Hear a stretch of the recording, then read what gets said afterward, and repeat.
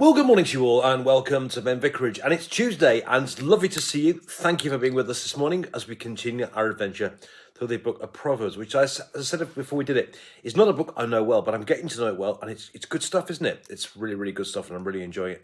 I hope you are too. So without further ado, let's get stuck in. Proverbs and chapter 7. My child, keep my words and store up my commandments with you. Keep my commandments and live. Keep my teachings as the apple of your eye. Bind them on your fingers. Write them on the tablet of your heart. Say to wisdom, you are my sister, and call insight your intimate friend, that they may keep you from the loose woman, from the adulteress with her smooth words. For at the window of my house I looked through my lattice, and I saw among the simple ones. I observed among the youths a young man without sense, passing along the street near her corner, taking the road to her house. In the twilight, in the evening, at the time of night and darkness. Then a woman comes towards him, decked out like a prostitute, wily of heart. She's loud and wayward. Her feet do not stay at home. Now in the street, now in the squares, at every corner she lies in wait. She seizes him and kisses him, and with impudent face she says to him, I had to offer sacrifices, and today I've paid my vows. So now I have come out to meet you. To seek you eagerly, I have found you. I've decked my couch with coverings, covered spreads of Egyptian linen. I've perfumed my bed with myrrh, aloes, and cinnamon. Come, let us take our fill of love until morning. Let us delight ourselves with love, for my husband is not at home. He's gone on a long journey. He took a bag of money with him. He will not come home until full moon. With much seductive speech she persuades him. With her smooth talk she compels him. Right away he follows her, and goes like an ox to the slaughter, or bounds like a stag towards the trap, until an arrow pierces its entrails. He's like a bird rushing into a snare, not knowing that it will cost him his life. And now, my children, listen to me, and be attentive to the words of my mouth. Do not let your hearts turn aside to her ways. Do not stray into her paths, for many are those she has laid low, and numerous are her victims. Her house is the way to Sheol, going down to the chambers of death. And this is the word of the Lord. Thanks be to God. Okay, so it's really a call here in chapter 7. For the first 5 verses are a call to get wisdom. Why should you get wisdom? Because if you get wisdom, it'll help you avoid temptation. And it's quite interesting. There's a couple of things to say about this. Firstly, obviously it focuses in particular on the temptation towards adultery. It focuses on that again. But I do actually think that it could equally be applied to temptations to greed and lots of other temptations that we feel in the Christian life as well. So as I say, it focuses particularly on adultery, and which is in no uncertain terms, in very graphic terms. But also, I do think, as I say, the temptations to adultery, I think, could also be applied for temptations to greed, temptations to violence, temptations to all sorts of things. Which I think. So I think this what the chapter was really saying is, firstly, get wisdom. And get wisdom, because if you do so, it'll help you avoid temptation. That's essentially the meat and drink of the chapter. The other thing to say is, it's a bit like, chapter 7 here is a bit like the last few verses of chapter 6 of Proverbs, although I think there is one big difference here. In chapter 6, it basically said, almost like a theological statement, get wisdom because it'll help you with temptation. In chapter 7, it puts it more in more flowery language.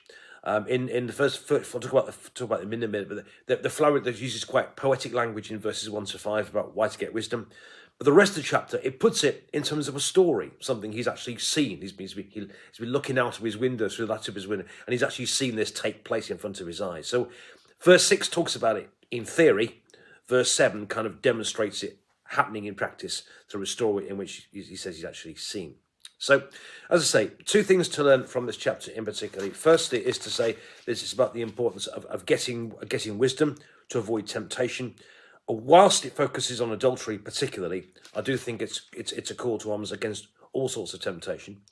I think the other thing to say is, though, in chapter 6, it came across more as like a theological statement, you shouldn't do it, and why you shouldn't do it. In verse 7, it illustrates it, if you like, in the words of a story. So it puts it more poetically in chapter 7, which makes it a good read, doesn't it? So, verses 1 to 5, he talks about getting wisdom. And again, like I said, he uses quite poetic language for this. So he talks about keeping wisdom as the apple of your eye. The apple of an eye is the pupil of your eye, the bit that you look through. So in a sense, what he's saying is study wisdom with the pupil of like you look at the apple of the pupil of your eye. Study wisdom. So study it and do it enthusiastically. So keep wisdom as the apple. Keep it right in front of your face. Think wisdom all the time. Okay. Also, he talks about binding it to your fingers. Keep it close. Keep it in front of you. He talks about keeping it like think of wisdom like listening to your sister or like your intimate friend. So again, in beautiful poetic terms, like the apple of your eye, binding it to your fingers. Think of her as your intimate friend, like your sister. Again, he's using lovely sort of poetic language here to say wisdom is wonderful, and like you look at your eye, look at the wisdom. Bind it, keep it into your fingers, and in the same way that you love your sister, in the same way you love your intimate friend. So love wisdom. Keep wisdom close to you. Keep wisdom in the forefront of your eyes. Keep wisdom in terms of what you do with your what you do with your life with your fingers. Keep wisdom close to your heart. Keep wisdom close to your chest, if you like. So.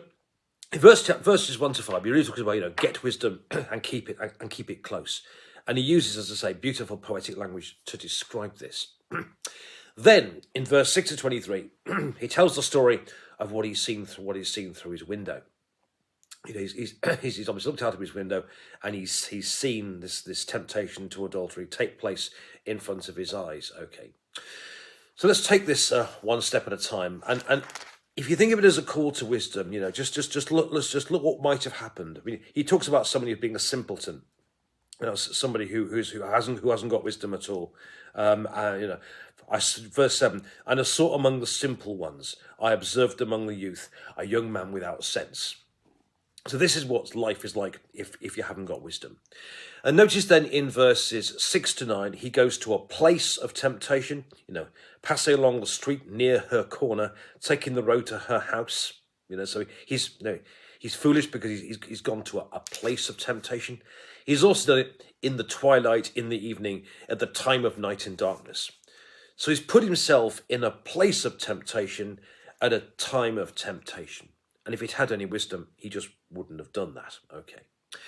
Then, in a sense, you've then got in verses 10 to 12, is it? Verses 10 to 12, the adulteress comes out.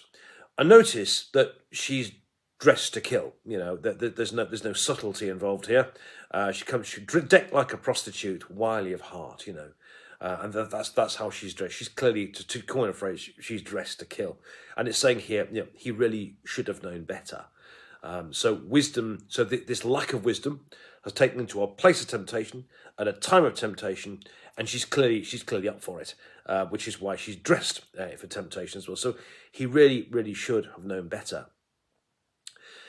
And then bearing in mind, of course, this temptation could be used for all sorts of temptations, not just.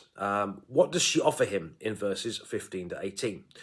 Firstly, she flatters him, okay, and she makes him feel needed. So she sees him and kisses him, and she goes on to say, I've offered sacrifice today. I've paid my to seek you eagerly, to seek you eagerly. I have found you, and so on. So he clearly in this temptation, she's making him feel special. She makes him feel wanted. I've been waiting for you all day, and who isn't flattered by that? She promises him a night of joy. What does he say? Come, let's take our fill of love and someone delight ourselves with love. So she promises him joy, joy for the night. Though of course you and I know, of course, that joy is short lived, because it comes in the morning. It promises remorse and so on in the morning.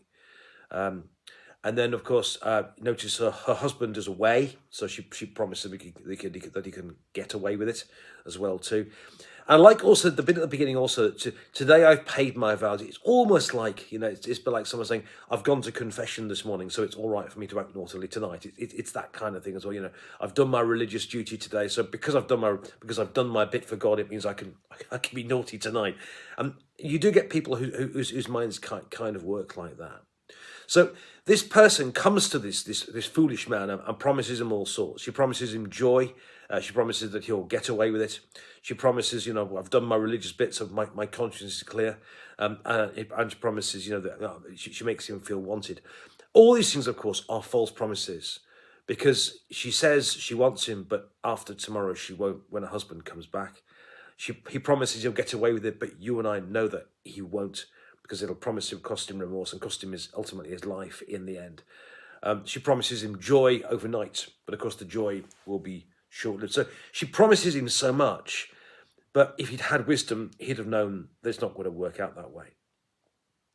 So he goes in and he's foolish. And of course, in the morning, his chickens come home to roost, not knowing that it will cost him his life. But like I said, at the end, and it kind of reminds us, at the end, it kind of sums it up, the whole thing, which is really says, "Now, my children, listen to me. Be attentive to the words of my mouth. Don't let your hearts turn aside to her ways." So he finishes up in verses 24 to 27 by a reminder at the end, get yourself wisdom, listen to my words now, and they'll help you avoid temptation.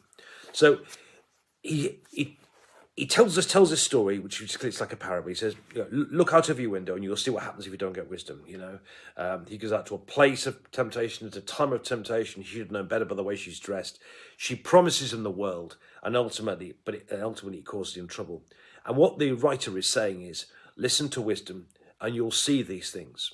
You won't put yourself in a place of temptation. You won't put yourself in a time of temptation. You'll know who to look for and what not to look for. You'll know rash promises when you see them. You'll be able to see through them, and you'll be able to do right. So what he's saying is, listen to wisdom. Keep it in the pupil of your eye. Bind it to your fingers. Keep it close to your heart and love it like you'd love your sister. Keep wisdom, and you'll avoid these situations. And keep wisdom, and it'll keep you from temptation and keep you on the straight and narrow. I hope that makes sense, my friend. I'm not sure I've explained it very well, but have a look at the chapter again, chapter 7. It's a fascinating, it's a great read. Have a